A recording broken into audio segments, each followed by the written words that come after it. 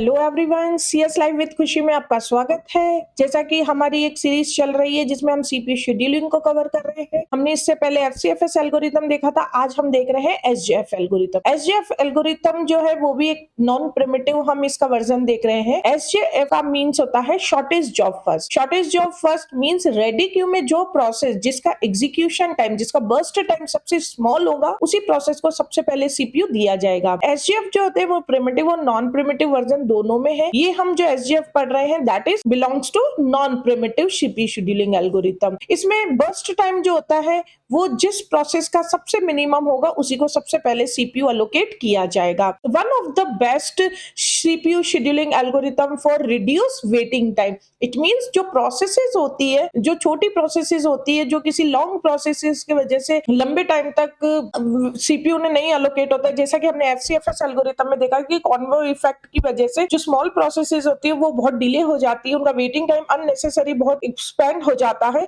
तो उस प्रॉब्लम के सॉल्यूशन के लिए हम किस पे जा सकते हैं? एसजेएफ शेड्यूलिंग एल्गोरिथम के साथ वर्क कर सकते हैं। इसमें एक स्टारवेशन की प्रॉब्लम आपको देखने को मिल सकती है जस्ट बिकॉज ऑफ, क्योंकि कोई भी प्रोसेस हो, चाहे स्मॉल प्रोसेसेस हो चाहे लॉन्ग प्रोसेसेस हो, अगर किसी भी रीजन से उनको डिले किया जाता है सीपीयू एग्जीक्यूशन प्रोवाइड करवाने के लिए, तो हमारे सिस्टम में हमें क्या देखने को मिलता है? दैट इज स्टारवेशन प्रॉब्लम हमें देखने को मिलती है। यहाँ हम एग्जाम्पल की बात करें तो अगर एसजेएफ का एग्जाम्पल हम देख रहे हैं, यहाँ पर आपको प्रोसेस आईडी दिखाई दे रही है that is P1, P2, P3, P4 और वहीं अराइवल टाइम में हमारे पास 1, 4, 5 and 0। बस्ट टाइम है 4, 3, 6, 1। हैव यू नोटिस व्यूअर्स कि यहाँ पर हमारे पास जो अराइवल टाइम है दैट इज 0, 1, 4, 5, क्योंकि प्रोसेस P4 जो है वो सबसे पहले आई है। 0 टाइम पर रेडी क्यू में केवल एक ही प्रोसेस है दैट इज P4। तो हम जो गैंट चार्ट है उसमें आप देख सकते हैं कि गैंट चार्ट में हम सीपीयू किसको प्रोवाइड कर रहे हैं? P4 को हमने यहाँ सीपीयू प्रोवाइड किया है। इसी तरीके से जैसे ही इसमें नॉन प्रिमिटिव होने की वजह से हम प्रोसेस को एक बार अगर सीपीयू दे देंगे तो हम उससे बीच में इन बिटवीन प्रोसेस एग्जीक्यूशन हम उससे रिलीज सीपीयू नहीं करवा सकते हैं।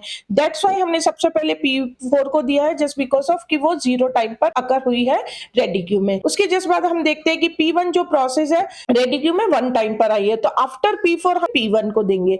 P1 का जो बर्स्ट टाइम है दैट इज 4 मिलीसेकंड, तो हमने इसको कंटिन्यूअसली 4 मिलीसेकंड के लिए प्रोवाइड किया, तो 1 में अगर 4 प्लस करेंगे तो यहाँ 5 होगा। इसी के बाद हम P2 को और फिर उसके बाद में P3 को हम क्या देंगे? सीपीयू देंगे। अगर आप टर्न अराउंड टाइम इसका देखना चाहते हैं तो टर्न अराउंड टाइम का जो कॉमन फॉर्मूला है हमारा, तो कंप्लीशन टाइम होता है उसमें से क्या माइनस करेंगे? अराइवल टाइम माइनस करेंगे। और कंप्लीशन टाइम हम कहां से पता करेंगे? गैंट चार्ट में आपको इसका कंप्लीशन टाइम दिखेगा। जस्ट लाइक अगर मैं बात करूं P1 का, अगर सबसे पहले हम कंप्लीशन टाइम देखना चाहते हैं क्योंकि हम एक सीक्वेंस से ही चलते हैं, P1 का जो है कंप्लीशन टाइम आप यहाँ देखो, ये 5 जो है दैट इज कंप्लीशन टाइम। तो P1 जो कंप्लीट हुई है कब हुई है? 5 मिलीसेकंड पर कंप्लीट हुई है। तो 5 में से हम क्या माइनस कर देंगे? उसका अराइवल टाइम। तो P1 कब आई है? 1 अराइवल टाइम पे है, तो 5 में से 1 क्या कर देंगे? माइनस कर देंगे। लुक एट देयर, ये यहाँ पर आपको दिखाई दे रहा है कि 5 में से क्या माइनस किया? 1 माइनस किया, तो दैट इज 4। इसी तरीके से अगर हम P2 का देखते हैं तो P2 जो है वो कब कंप्लीट हुई है? 8 टाइम पर कंप्लीट हुई है, और इसमें से हम क्या माइनस कर देंगे? इसका अराइवल टाइम। तो P2 का अराइवल टाइम क्या है? 4, तो 8 में से 4 गए तो 4 माइनस कर देंगे हम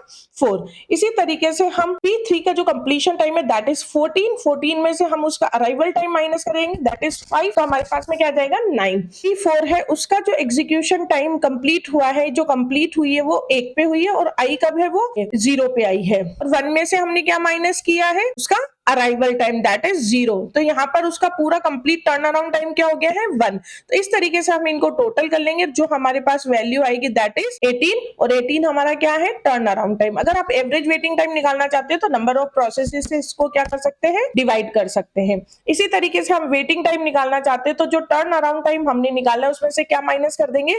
बर्स्ट टाइम माइनस कर देंगे, तो दैट इज कमिंग हमारा वेटिंग टाइम। बर्स्ट टाइम वो टाइम होता है जितने टाइम के लिए सीपीयू अलोकेट किया गया है किसी प्रोसेस को, और टर्न अराउंड टाइम वो टाइम होता है जो कंप्लीट टाइम होता है किसी भी प्रोसेस के एंटर होने से एग्जिट होने के बीच में लगने वाला टाइम। तो अगर हम इसमें से सिर्फ बर्स्ट टाइम माइनस कर देंगे तो बाकी जो टाइम बचेगा वो हमारे पास कौन सा आएगा? वेटिंग टाइम आएगा। वेटिंग टाइम के लिए हमने टर्न अराउंड टाइम, तो जस्ट लाइक अगर हम देखते हैं कि P1 का जो टर्न अराउंड टाइम है दैट इज 4, तो 4 में से हम क्या माइनस कर देंगे? इसका बर्स्ट टाइम कर देंगे माइनस। तो P1 का बर्स्ट टाइम क्या है 4 है, तो यहाँ पर क्या आ जाएगा 0। इसी तरीके से P2 जो है उसका टर्न अराउंड टाइम क्या है 4, और उस 4 में से हम क्या माइनस कर देंगे उसका बर्स्ट टाइम, तो देयर इज 1। इसी तरीके से P3 का जो टर्न अराउंड टाइम है दैट इज 9। 9 में से हम क्या माइनस करेंगे उसका बर्स्ट टाइम 6 माइनस कर देंगे, और इसी तरीके से P4 का जो टर्न अराउंड टाइम है दैट इज 1, और 1 में से हम क्या माइनस कर देंगे उसका बर्स्ट टाइम माइनस कर दिया दैट इज 1, तो 1 में से अगर 1 माइनस किया मतलब 0। P4 ने कितना वेट किया 0 वेट किया। तो इस तरीके से हमारे सामने क्या निकल के आएगा, इनको टोटल जब हम करते हैं ऐड करते हैं तो दैट इज 4 मिलीसेकंड, और अगर एवरेज वेटिंग टाइम आपको निकालना है तो इसको हम 4 से डिवाइड कर देंगे। आई होप स्टूडेंट्स आपको समझ में आया होगा। Thank you. अगर आपने चैनल को सब्सक्राइब नहीं किया है तो प्लीज चैनल को सब्सक्राइब कीजिए, बेल आइकन प्रेस कीजिए ताकि आपको आने वाले वीडियोस के नोटिफिकेशन मिल सके। Thank you.